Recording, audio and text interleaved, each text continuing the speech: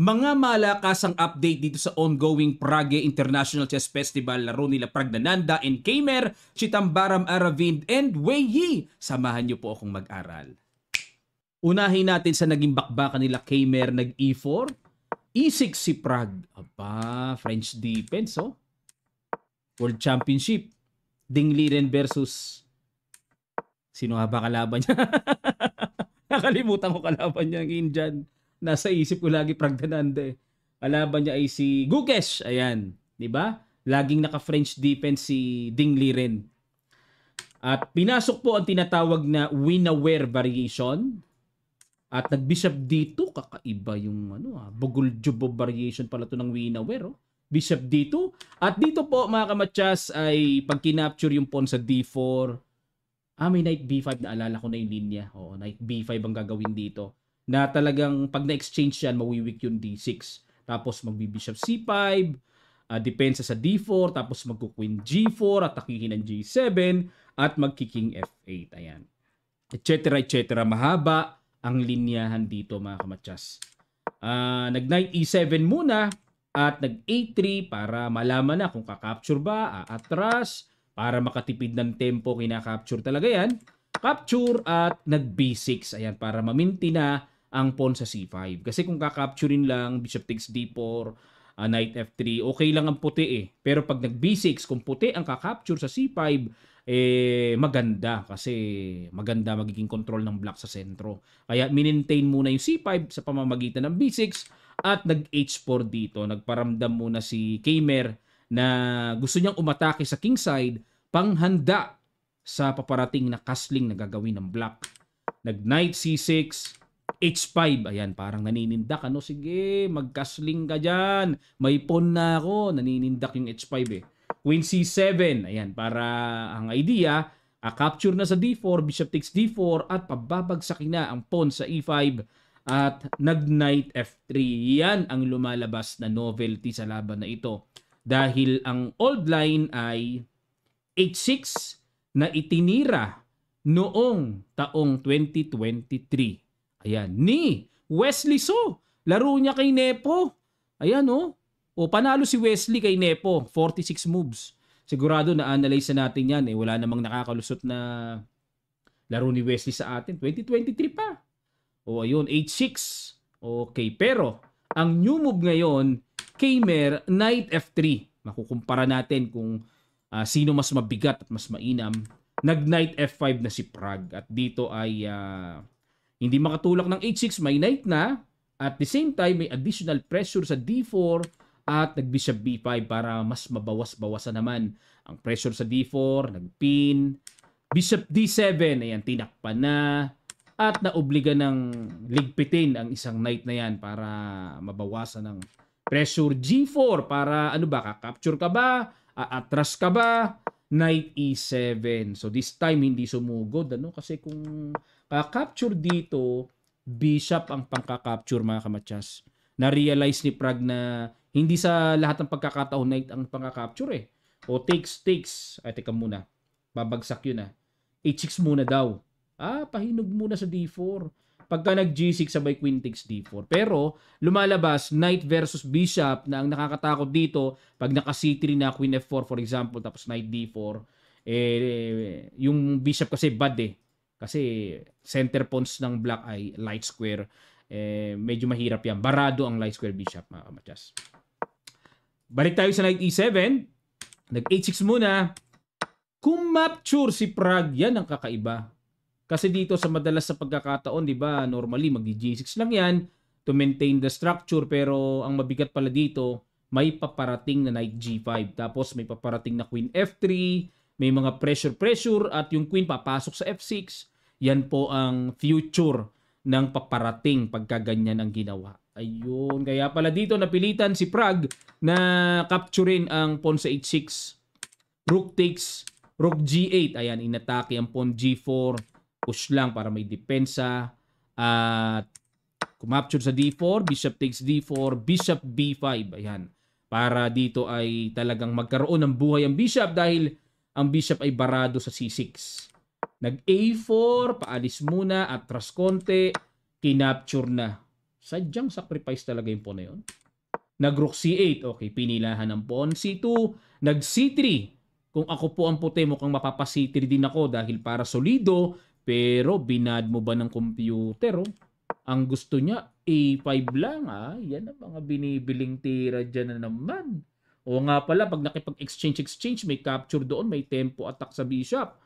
At halimbawa, naku, mabigat nga. Ano? Pag kinapture naman yan, magkiking dito. Ayun lang. Yun lang. Ayan ang mabigat. Pinakamatinding binibiling tira ang king dito. Biruin mo king lang ang ginalaw, pang depensa sa C2? Kakaiba, no? Paano kung sumugod-sugod wala, masugod dyan? O tapos magkiking C1 lang, hindi mga ipod-ipod lang. Ang galing, ano? Okay, balik tayo mga kamatyas. Mahirap makita yung king dito na yon. O pero, para pang safety, human nerve, madaling makita sa mata, C3, at nag-queen C4. Good move. Yun ang mabigat dyan. Kasi, ayan na po, gumuguhit na ang panganib ng light square bishop. May buntot, may ulo. Papasok na.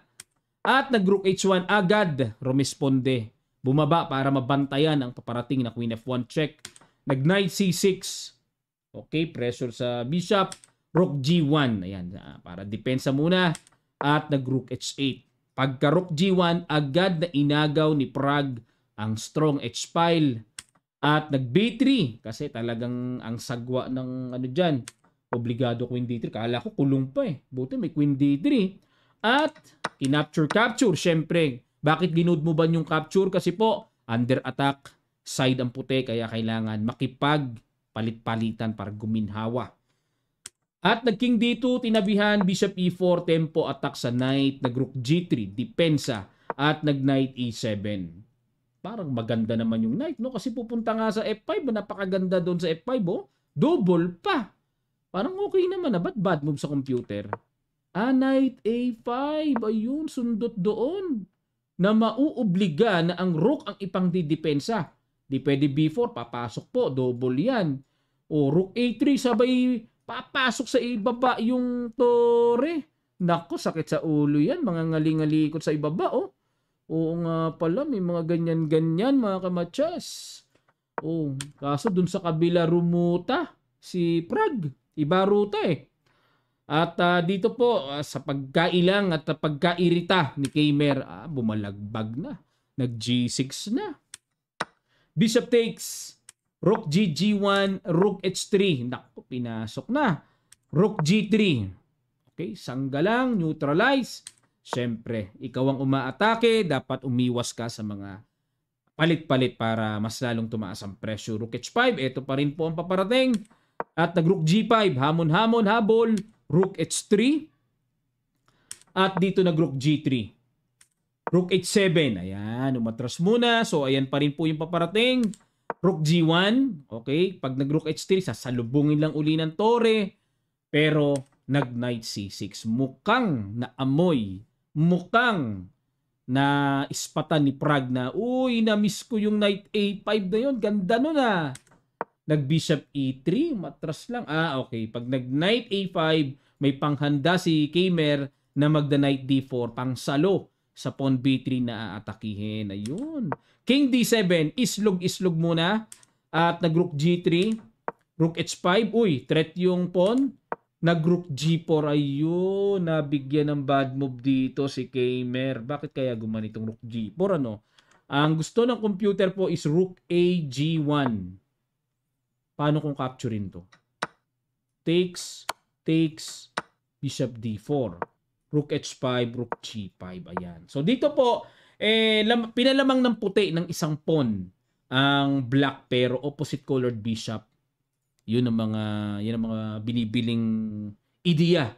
Pag opposite colored bishop po, minsan kahit 2 pawns up pa, 3 pawns up, as long as mafi-fix ng bishop, may pagka drawish pa rin. Ito, isang pawn lang to, opposite color, drawish yan. So yun pala diskarte, ano. Activation lang ng isang tore. Pero, ang ginawa, balik tayo, nag-Rook G4, Rook H8. Ayan, pumilam muna. Pahinog muna sa pawn E5 dahil nakita nga ni Prague na lalamang ng isang pawn, pero opposite colored bishop eh. So, Rook H8 muna, palakas muna sa H-file, Rook F4, dalawang ipod-ipod, islog-islog. Puro bad move ang binigay dito kay Kmer. Wala na mga atakihin doon dahil suportado. Grabe, Dapat daw is C4 na. Yun, magwala na pala. C4 na pala dito, panimpla. Okay. Para pagka natibag na yung D5, kahit paano may mga pressure na magagawa sa D-file. At iba pa, na pwede magawa ng puti. Pero nag-Rook F4 dito si Kmer at nag-Knight A5. Good move. Atake dyan. Rook B4. Yun ang idea ng Rook G4 niya. Pang-depensa. Maaaring ganun, Nag-Rook F5. Yun lang. Knight D4 at bumagsak ng buong buo. Safe na safe ang pawn sa E5. C4. Ayun, naisipan na rin. Wala na magagawa. Sabayan na to. Rook E4. Naku, ito pa parating pang isa na salbahiski mga kamatsas. At nag-Rook B5. Agad na umiwas sa spot ng 4th rank pressure. Kasi po mga kamatsas, pagka gumanito, masakit naman niya may E5. Sakit, Kasi, saan pupunta yan? Dito yan pupunta. Obligado. Or sa C6, pwede siguro. Pero, Knight C2 para may depensa. Boom, boom, boom. Double. Ubos. Balik tayo mga kamatsas. Kaya nag-Rook B5. Pressure na rin sa D5. Pero kumapture sa C4. Rook D1. Ayun. Total, wala na rin magagawa. Pag kinapture, kakapture, check pa So Rook D1. Dahil kahit papano, nawala na yung D-pawn. Magkaroon ng counter-counter kahit papano. Pero hindi nasindak si Prag. Nagka-capture, capture. Knight x B3, Knight x B3 takes. Hindi pala kinapture. Chumek muna. Nag-King C6, King takes B3. At dito mga kamatsas, mayroong pinakawalang brilliant move. Si Prag na hindi na ispatan sigurado ni Kmer yung mamaw na matinding brilliant. Pakiguess nyo po sa ilang sandali lang, tutuloy kagad natin. Start.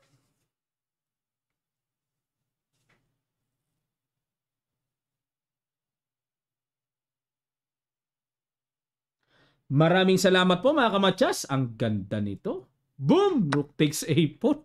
Brilliant move. Malopites. At dito po ay sinuko na ni Kmer dahil pag kinapture yan, ito ang laman. May check. Pag nag-King B4, capture dito. Ayan. At pagpalagay ng itakas, mag-Rook D8 lang, etc. At dito po ay opposite colored bishop. Yun nga lang, magkakaroon po ng 2 connected pass pawns. At losing na rin talaga. 3 pawns na yan Hindi naman kayang i-fix ng bishop magkaibang sitwasyon ito. Okay. At susunod naman natin, galing ni Pragno, congrats. Sunod natin ang matindi pang laban ng leading na naglalaro dito sa Prague. Laro ni Chitambaram at Wei Yi, ang malakas umataking agresibong taga-China. Pag-aralan natin. Okay, white dito si Arabin. Black ang umaataking si Wei Yi. Nag-D4, Knight F6 si Wei Yi, C4, E6, Knight F3, D5. Okay. Queen's Gambit at nag-Bishop B4. Yan po ay tinatawag na Queen's Gambit declined. Ragusin ang ginamit. Queen B3. Yan ang kakaiba. Ako tira ko dyan Queen A4 Sinecheck ko para yung knight maobligang ipangtakip at hindi magamit yung C7 na maipangbasag sa C5 papunta sa D4. Pero dito iba timpla. Queen B3. C5. Ayun, naka C5 nga. Yan ang ayoko sa ganitong line. Ayokong patirahin ng black ng ganyan. Parang nakakairita nakakailang naka C5 si Wei Yi. Kinapture lang. Knight C6. Okay. Depensa lang. At itong pawn sa C5, bagamat pinalibre yon gambit, babawiin din naman yan. Pahinog lang muna. Bishop G5 labas. Develop. Queen A5 dinagdagan ng pressure. At ang nakikita ko dito, lulundag na yung knight sa E4 dahil nawala na rin yung pin. At bago pa makalundag, nililigpit na ang knight na yan. Kumapture muna sa C4, queen takes C4, capture, at nag-rook C1. Ayan, dito talagang kailangan preparado. Kailangan kabisado. Pagka hindi kabisado, ay mahirap. Queen F4, ayun, umiwas sa queen to queen, at may tempo threat sa F6. King E7. O yan, bookline na bookline pa. At nag G3 para i-develop ang bishop. In E5 at dito nag Queen E4. Okay. Kumbaga sa bilyar, tawag natin dyan ay blessing lang. Kinapture na ang knight. Nairita na si Wei Yi dyan. Kinapture ng pawn. Ayun. Etong capture ng knight ang novelty mga kamatsas. Dahil ang old line ay Bishop E6 na itinira noong taong 2022 ni Vidit Santos Guradi ng India rin. Kalaban niya si Sigurov. Sugirov. Ayan. Ayun. At least aware tayo sa mga novelties. Pero new move, binago ni Wei Yi. Kinapture na. Capture. Bishop E6, threat ang pawn at nag-Bishop G2. Hindi pinansin lang yung pawn, oh. Pinapakain lang sa Japan yan. Yan ang King F8 lang. Oh, teka muna. Alamin muna natin ang laman. Hiwaga to, Capture, Magna Knight D4. Nako, matindi. May ganun lang. Siyempre di pwede po, di ba? Pag kinapture ng knight, queen takes B7.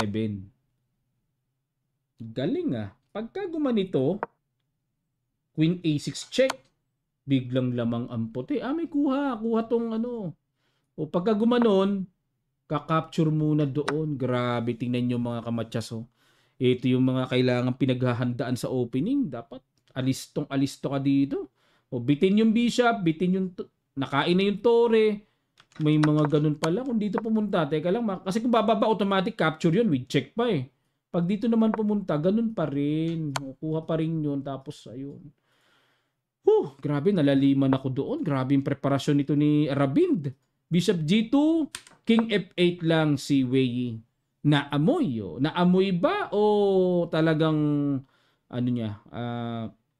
alam pa rin, aware pa rin, home preparation pa rin, Queen H4, okay? Inatake uli ang F6, King G7 sa kabila na pumunta si Wei Yi at nag-Knight D2. Okay. May ganun ba? Capture to. Queen E7. Pero teka muna mga kamatsas, iba na to Pag kinapture ang pawn, dito bibira. Pambihiris kita talaga, May ganong bira, may pagdinipensaan, capture uli doon. O mga ganon, paano kung gumanito? Teka lang mga kamatsas, at least may ganon, okay. At least maunawaan natin ng klaro. Kakapturein yun, capture, tapos knight B4 double. Grabe. Galing. Galing talaga, grabe. Dito mo mararamdaman yung lawak ng bawat pag-aaral sa opening. Queen E7, napaatras lang si Wei Yi at kinapture na po yung knight. Ayun pa yung isa, Biremove yung keto, pagpapalit mo doon. At G4. Okay. G4. Rook G8. Again. Pag kinapture, gaganon. Wala na mga atake, Pagka gumanyan, pin lang. Knight G3. May mga butas doon. Tapos may check doon. Grabe talaga, sipol ka talaga sa opening prep na to. Opening prep, Rook G8 lang ginawa. Knight E4, Bishop D5. Ayun, dito mga kamatsas, nakita na natin, na kapag gaganitong itsura, nakita na natin Knight G3, brilliant by Aravind. Butas yung F5 kasi. King H8, genius din, ilag. At nagkasling. Diba, unique. Unique ito, biro mo nagkasling dyan pero yung G4 nakaangat. Galing unique Bishop takes A2, ayun na po, natuluyan na. Talagang ang tagal bago mapitas. C4, okay? Meron pa ring bala o baon-baon dito si Aravind na okay, sige. Inapture mo, C4, di ka naman makauwi. Di ka naman makabalik, parang ganun. Nag-Queen E6. Pipiliting i-rescue ng Queen ang Bishop, baka makulong yan dyan. Nag-H3 lang. Kasi kailangan depensahan din yung pawn Rook G6. Teka muna mga kamatsas para mas maunawaan natin. Coach, pati hindi kinapture yung pawn C4? Nandyan na yung Reyna. Ito po kasi laman. Capture. May takes doon, naharang, knight F5, papatungan, obligadong depensahan, capturein, capture, queen D8 check, gaganon, at queen F6 check. Nang inis lang. Sabay rook D1 na yun. Ayun ang mga binibili. Pag nagganoon, may check. Aroy, aroy, aroy, aroy. Pag rook h7, matcha sa dulo. Pagka gumanon, matchas pa rin sa dulo. O, kaya ako naman tinulak to kasi nga check para may pasingaw sana eh. Kaso may queen h6 na palang paparating. Balik tayo kaya hindi pwedeng galawin ang pawn sa c4 at ginawa ni Wei, depensa muna. Rook Rook F D1. Ayan na. Okay. Pakain pa rin to Nag F5 dito si Wei. Ayun lang. Naguluhan na rin si Wei. No? Magulong player to. Aggressive to pero naguluhan na rin siya. Nag F5 na rin. Bumalagbag. Ang tira daw po dapat ay capturing na. Yan na pala. No? Wag na palang masindak. At wala nang masisindak. O yun, sabay E4. Para walang F5. Para naman makontrol yung F5 square. Okay? Ayan. Pero okay na lamang. Okay na Slightly better ang black. Balik tayo. Pero, siguro nakita ni Wei, naguguluhan siya. Kakapturein o F5. Kakapturein o F5. O inuna niya yung F5. Binalagbagan. Na-pressure naman si Aravind. O nag-F3 para isolido ang G4. Pero dito mga kamatsas, ito pala tamang tiro. Mali pala yung F5 na yun. Oo nga, no? May sundot na pala na ganon. Capture, capture. At rook G8 natin. Queen A5 lang. Threat doon. Ano meron? Ay, oo. Oo nga, pag kinapture ito na naman tayo si rook takes bishop na naman, May ganun na naman. May ganun na naman. Dito muna. Tingnan yung mga technique dito mga kamatsas. So, check, Grabe mga teknika, Pagka gumanon sabay knight takes. At least, walang mga check dito sa ilalim. Yon, grabe. Galing. Pero, nag-F3. Rook A, G8. Rook D8 na. FG4, HG4 at nag-bishop takes C4 na. Okay, malinis na ba yan? Capture, capture, king F2, angat lang, bishop B5. Okay, umatras lang. Pero dito po ay bishop D5 lang daw ang mas matigas na tira pero centralized to Pero umatras sa B5, knight E4. Ayan, knight E4. Saan pupunta yan? Maaring dito, Yan. At nag-king G7 na yun lang mga kamatsas, nag-blunderations na talaga. Ayaw palundagin ni Wei yung knight sa F6 at napa-king G7 siya. Blunderations mga kamatsas, masakit na tira, dapat daw is F5, basag na. Pagka gumanon dito lang daw. Rook D1 susundot doon, Queen E7. Okay. Para walang check. Timplado ito mga kamatsas. Tapos mag-G5 and A6. Mahirap nga lang matanaw. Mahirap, Parang laging may rook D7, etc. etc. Magulo. Magulo. Pero balik tayo sa king G7. Ayun, natumbukan dito. Okay, ano kaya po yung napakaganda na ginawa, maliwanag, klaro. Pakiguess nyo, tinira ni Aravind sa ilang sandali lang, tutuloy kaagad natin. Start.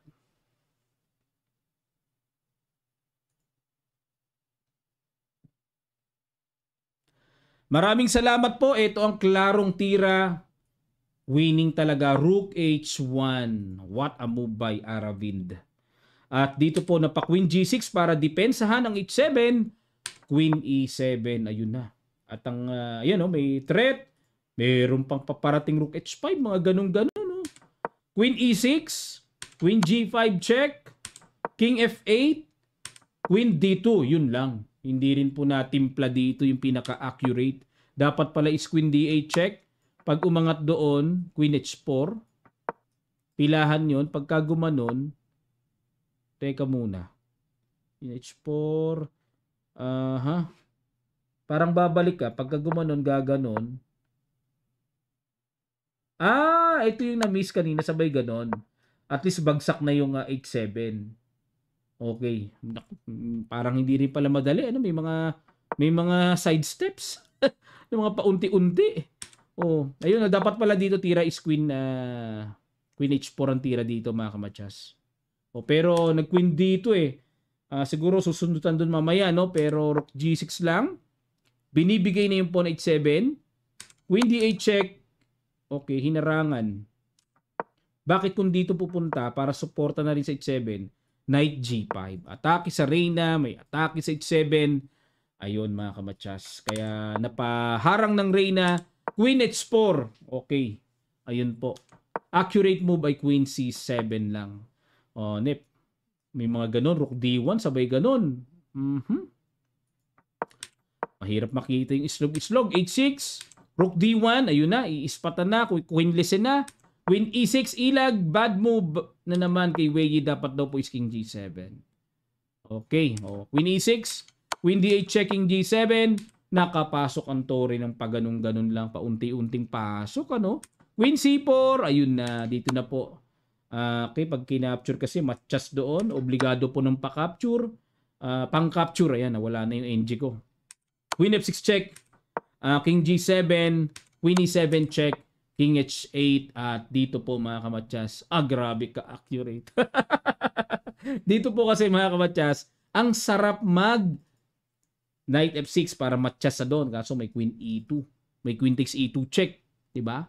Ang sarap sanang chumek. Pag angat, Knight F6 matchas. Kaso pagka chumek, haharang lang. So may proseso pa rin. Ang napakalinis sa tira, King G3. Para wala ng tempo check, sugswang ang black.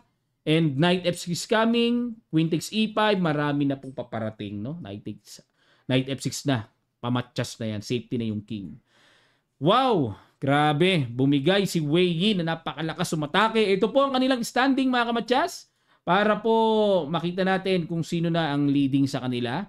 Si Aravind at Pragnananda tied sila with 3.5 points. Vincent Kamer, Liam ng Vietnam, Anish Giri at Wei Yi 2.5 points at Sam Shankland, David Navarra and Tai Van Nguyen 2 points at hindi na po nakita sa pinakababa dito, hindi na may adjust si Edis Gurel with 2 points din. Okay po. So yan ang sa ngayon ay malakasang tournament habang nag-aabang pa tayo ng mas malakas dito na kapag sasali na sila Magnus, Wesley. So sana, no? Parang ang tagal na kagarahe ni Wesley. Kailangan buksan-buksan ng makina kahit nakagarahe. Baka masira ang karburador. Nakagarahe. Tagal natin inaabangan eh. O ayan. At abang-abang po tayo. So far, ito po yung malakasang tournament. And bago tayo magtapos, ay kinukongrats ko rin po ang Team Kamatsas sa matagumpay na 15th edition.